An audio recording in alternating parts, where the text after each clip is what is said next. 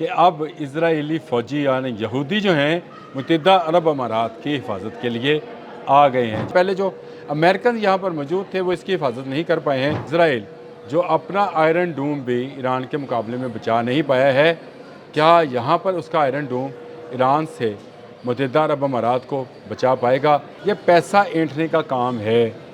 You اے ای کو Iron Dome دکھا کر مزید ڈالرز رقم ہے وہ بٹوری جائے گی، سونا بٹورا جائے گا اور نچوڑا جائے گا وہ پیسہ جو کہ عالم اسلام کا پیسہ ہے۔ بسم اللہ الرحمن الرحیم، بولتے کالم کے ساتھ میں عامر رضا خان، اور دیکھ لیجئے کہ اب اسرائیلی فوجی یعنی یہودی جو ہیں متحدہ عرب امارات کی حفاظت کے لیے آ گئے ہیں۔ جی ہاں بالکل، بنجمن نیتن یاہو نے ٹیلی فون کیا متحدہ عرب امارات کے صدر شیخ محمد بن زید کو، اور اس کے بعد انہوں نے آئرن ڈوم جو ہے اس کو متحدہ عرب امارات کی حفاظت کے لیے بھجوانے کا حکم صادر کر دیا۔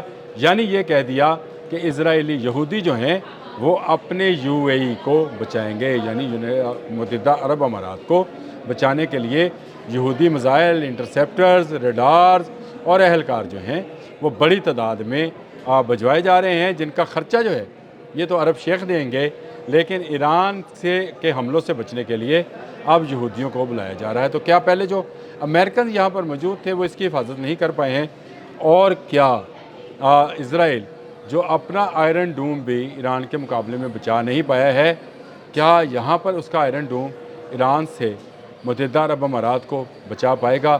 کیا یہ ایک بڑی جنگ کا نقشہ تو نہیں بنتا چلا جا رہا، جس میں یو اے ای جو ہے یہ اسرائیل کی پاکٹ میں جا رہا ہے؟ یہ ہے میرے آج کے بولتے کالم کا عنوان۔ میں ہمیشہ کہا کرتا ہوں چیزوں کو اس طرح سے دیکھیے کہ ابھی بہت بڑی بڑی جنگیں جو ہیں اس خطے میں ہونا ہے۔ یہ تو ابھی آغاز ہے، یہ ابھی آپ کو جو جنگ نظر آتی ہے یہ جنگ کا آغاز ہے۔ ابھی بہت سارے ممالک نے بہت سارے اتحادوں میں شامل ہونا ہے، لیکن اس میں ایک اتحاد جو ہے وہ ہمارے لیے بڑا تکلیف دہ ہے کہ ہمارے متحدہ عرب امارات میں اسرائیل کی پینیٹریشن۔ پہلے بھی جب ایران کے ڈرونز شاید 136 نے یہاں پر حملے کیے تھے امریکی مفادات کے دفاتر اور اڈوں پر، اس وقت بھی تقریباً 600 یہودی جہاز بھر کر واپس اسرائیل گئے تھے، اور یہاں پر یہودی کمپنیوں کو بند کرنا پڑا تھا۔ یہ اس وقت اسرائیل کے بعد سب سے بڑا تجارتی ہب متحدہ عرب امارات، جس میں دبئی شامل ہے، کو کہا جا سکتا ہے کہ سب سے زیادہ یہودی کمپنیاں یہاں پر آپریٹیو ہیں۔ اس کو بچانے کے لیے نیتن یاہو جو ہیں وہ آئی ڈی ایف یعنی اسرائیلی ڈیفنس فورسز کے اہلکار، ریڈارز، انٹرسیپٹرز اور میزائل جو ہیں وہ یو اے ای میں بھجوا رہے ہیں۔ خبریں باہر آئیں، مجھے اس پر شروع میں یقین نہیں آیا تھا، میں نے سمجھا شاید یہ کسی دوست نے پھل جوری چھوڑی ہے اور یہ کوئی ایسا معاملہ نہیں ہے، لیکن انٹرنیشنل میڈیا بشمول اسرائیلی اور انٹرنیشنل میڈیا جو ہے جیسے ایکزوز جو کہ اس طرح کی خبریں دیتے ہیں، یروشلم پوسٹ ہے، انہوں نے اس بات کی تصدیق کی ہے کہ اسرائیلی آئرن ڈوم جو ہے وہ جا رہا ہے یو اے ای، اور اس کے ساتھ ریڈارز بھی جائیں گے اور ان کو چلانے کے لیے اہلکار بھی جائیں گے اور میزائلز بھی فراہم کیے جائیں گے۔ یعنی ایرو، تھارڈ اور پیٹریاٹ جو ہیں اس کا ایک آئرن ڈوم بنایا جائے گا، 5 لیئرز آئرن ڈوم ہوگا، جیسا اسرائیل پر ہے ویسا ہی یو اے ای پر بنایا جائے گا، اور اس سے ایران سے آنے والے میزائلز کو انٹرسیپٹ کیا جائے گا۔ ایک طرف ایران اور امریکہ مذاکرات کا کھیل کھیلا جا رہا ہے، اور دوسری طرف تیاریوں کا یہ عالم ہے کہ یو اے ای میں بھی آئرن ڈوم کو آپریٹیو کیا جا رہا ہے، اور وہ بھی اسرائیل کر رہا ہے۔ تو اسرائیل کا کیا مفاد ہے کہ وہ یو اے ای کو بچانے کے لیے اپنے فوجی وہاں بھیج رہا ہے؟ سوال تو بنتا ہے کہ کیا اسرائیل کا آئرن ڈوم اس کے اپنے دمونہ کو بچا سکا؟ دمونہ پر خیبر شکن گرا، کیا تل ایبب میں جو کلسٹر بمبنگ ہوئی اس سے کیا اس کا آئرن ڈوم بچ پایا؟ انہوں نے سینکڑوں جو ہیں پیٹریاٹ اور ایروز میزائل چلائے، لیکن ایرانی بلاسٹک میزائلز کے سامنے کوئی ایک بھی نہیں چل سکی۔ یہ پیسہ اینٹھنے کا کام ہے۔ یو اے ای کو آئرن ڈوم دکھا کر مزید ڈالرز اور جو اس کی رقم ہے وہ بٹوری جائے گی، سونا بٹورا جائے گا اور نچوڑا جائے گا وہ پیسہ جو کہ عالم اسلام کا پیسہ ہے، وہ تیل जो अबू धाबी से निकलता है और यूएई की दौलत को चलाता है, शेख मोहम्मद जो हैं शेख मोहम्मद बिन ज़ायद, उनसे इस आयरन डोम के नाम पर पैसा लिया जाएगा।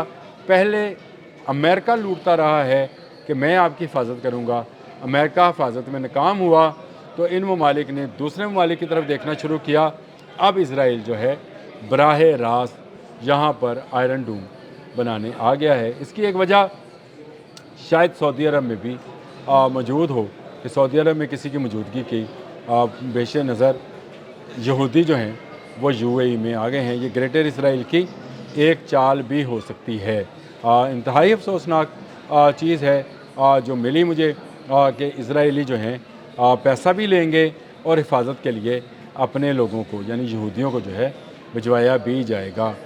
इस सूरत हाल में मैं ये समझता हूँ कि मुसलमान ममालिक को कम अज़ कम ऐसी जो है हरकत से बाज रहना चाहिए। इनको एक होना चाहिए।